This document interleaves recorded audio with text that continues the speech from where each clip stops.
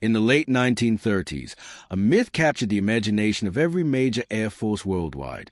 It was the myth of the heavy fighter, the Zerg destroyer. The concept was enticing: a twin-engine monster with a range of bomber and the firepower of a battleship, capable of clearing the skies for advancing ground forces. Two nations took this idea to extremes.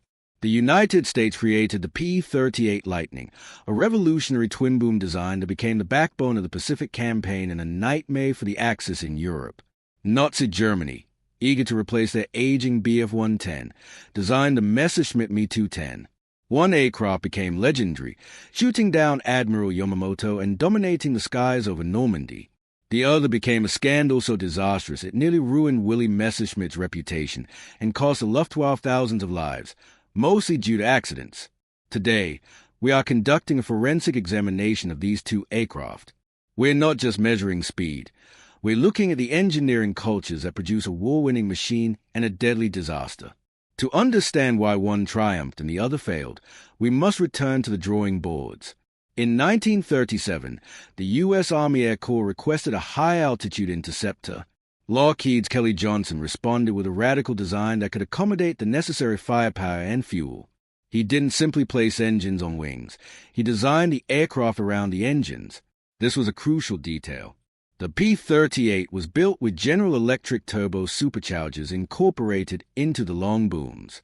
According to Lockheed archives, this allowed the Allison V-1710 engines to sustain full power above 25,000 feet. While German fighters struggled in the thin air, the P-38 was just beginning to soar. It was quiet, fast, and high-flying. Now, consider the German approach. The Reichswehr Ministry, ILM, sought a replacement for the Bf-110.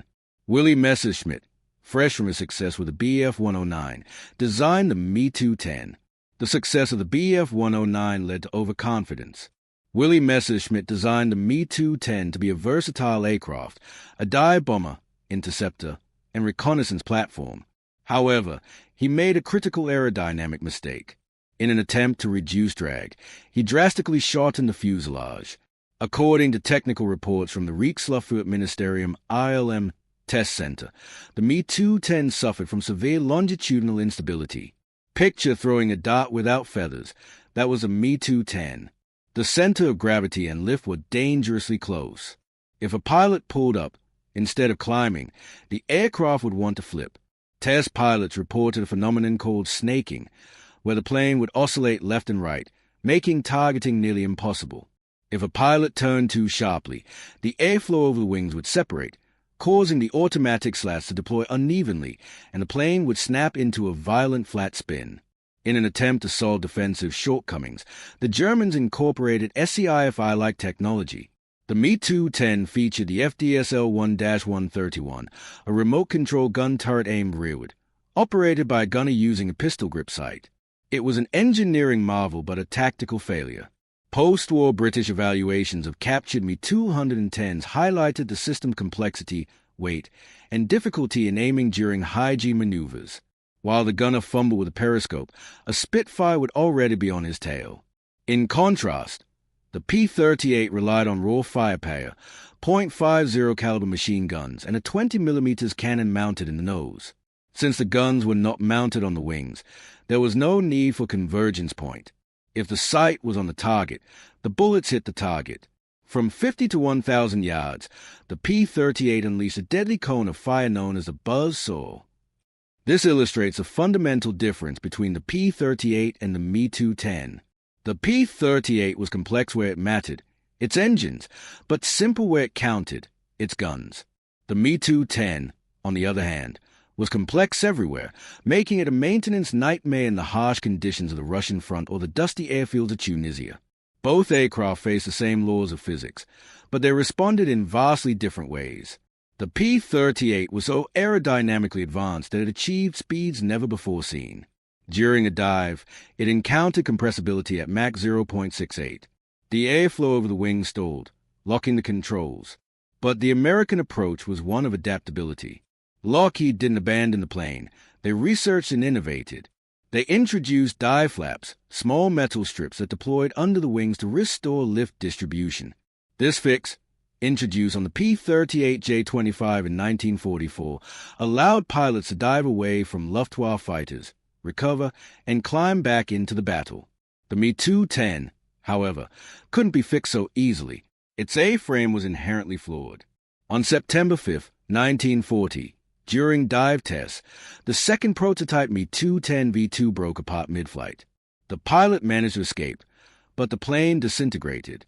Despite this, the RLM, under pressure from Hermann Göring, ordered 1,000 units.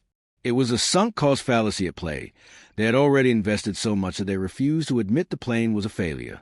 Did the Me-210 ever see combat? Yes. The Luftwaffe deployed it with a 3LZG-1 Wasp wing to Tunisia in late 1942, with a mission of stopping the Allied landings. What followed was a massacre. Diaries from the 3LZG-1 pilots reveal that they feared the landings more than the enemy. Against the P-38 Lightnings of the 1st and 82nd Fighter Groups, the Me-210 was powerless. It couldn't turn with the P-38, and it couldn't climb to meet it. British reports from November 13, 1942, noted that Me-210s were abandoning their bomb loads and fleeing at the main sight of Allied fighters. Meanwhile, the P-38 was proving to be the most adaptable aircraft of the war. In the Pacific, it was the only fighter with a range to intercept Admiral Yamamoto. In Europe, it became the Javelin fighter bomber that crippled German railroads. The Me-210, however, was eventually pulled from the front lines, not by the enemy, but by the Germans themselves. General Erhard Milch, responsible for aircraft production, had finally had enough. He called the Me-210 a disease and halted its production in April 1942. This decision likely spared the Luftwaffe from collapse, but the damage had already been done. Valuable resources, aluminum, engines, pilots, had been wasted for 2 crucial years. Messerschmitt did eventually fix the design. They lengthened the fuselage, added leading-edge slats, and installed bigger engines. They rebranded it as the Me-410 Hornets. It was a good aircraft, fast and heavily armed, but it arrived in 1943, by which time thousands of P-38Js and P-47s had already dominated the skies. It was too little, too late.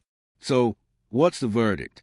The P-38 Lightning shows that a complex design can succeed if you have the industrial capability to refine it and the humility to solve issues like the dive flaps. The Me-210, on the other hand, serves as a cautionary tale of hubris. It demonstrates that no amount of advanced technology, such as remote-controlled turrets, can compensate for a flawed A-frame. The Me-210 wasn't just a bad aircraft, it was a strategic disaster. Every Me-210 built was a Focke-Wulf 190 that wasn't. And that is the key reason why the destroyer helped to destroy the Luftwaffe. If you enjoyed this deep dive into aviation engineering failures, be sure to like and subscribe. This is Microdocs. Thanks for watching.